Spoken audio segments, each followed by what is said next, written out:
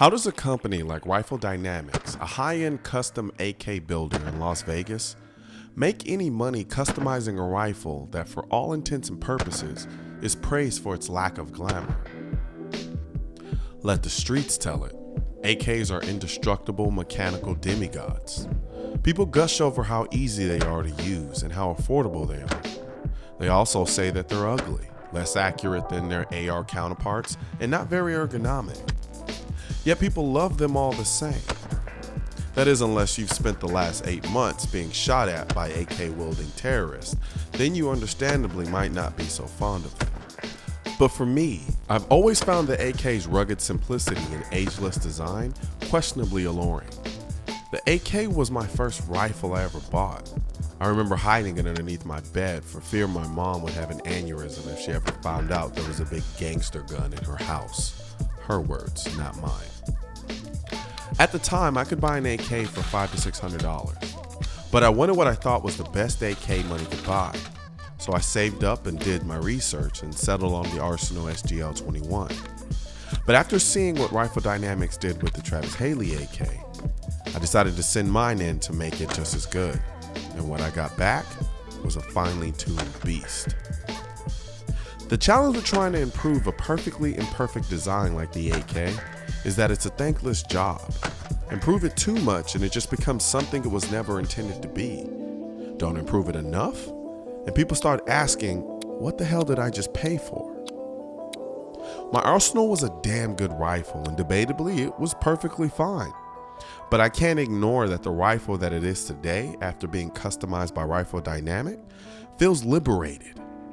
It's like they took the raw talent of the Arsenal, honed those talents, gave it some discipline, and turned an already good rifle into a fighting rifle masterpiece. I mean, look at it. Sure, the aesthetic changes aren't revolutionary, but it's hard to deny that there's something about how this rifle looks now compared to how my Arsenal looked then that looks sexier and cooler. The gun feels leaner and less bloated. The balance of the gun feels more dialed in and makes the rifle feel more comfortable in your hands. The Surefire SOCOM 308 muzzle brake honestly makes the recoil a non-issue. Stock AKs tend to have an annoying recoil signature. The recoil on stock AKs aren't overly stout, just annoyingly harder than necessary. Much like the way your female friend's boyfriend shakes your hand when you meet him for the first time.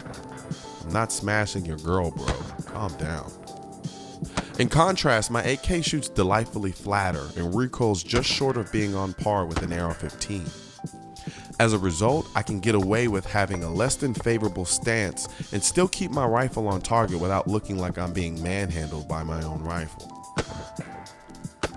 My AK's now leaner physique makes shooting and moving a slightly better experience. It just feels more nimble and in sync with my body mechanics, so running with the gun feels natural. Thing is, I don't exactly know why my rifle feels less bloated. I want to say it's a side folding triangle stock, but I doubt that could make that much of a difference. However, I love this stock. I asked for it specifically. It's not the most comfortable stock, but I feel it fits the design language of the AK better than any other stock on the market. I'm also a fan of the US Palm's pistol grip. It fills my hand perfectly instead of feeling like I'm clutching a popsicle stick like it felt with my old stock grips. The enhanced safety lever was a welcome addition, because my old safety lever felt like I was trying to stop a car by using my index finger to push the brakes. What's strange is that my rifle feels less aggressive, or refined if you want to be fancy. I know that's an odd thing to say about a rifle like the AK, but it's just more cooperative and obedient now. I'm almost tempted to start calling Rifle Dynamics the AK Whisperers. This custom G2 trigger is a perfect match for my AK. In an AR, it'd be horrible, but in my AK, it just belongs. It's smooth and crisp, but not in a typical sense. It's still a little rough around the edges, but in a good way. There's no definable wall or cute little short resets. It's just a trigger designed to send a lot of lead downrange. Like I said before at the beginning of this video, being in the business of customizing AKs is a thankless job, but I can't help but want to thank the good people at Rifle Dynamics for sending my once talented, underachieving AK and sending it back home a true fighting rifle. I'm going to continue to spend more time with my AK and get an even better feel for the changes, and follow this video up with a more detailed account.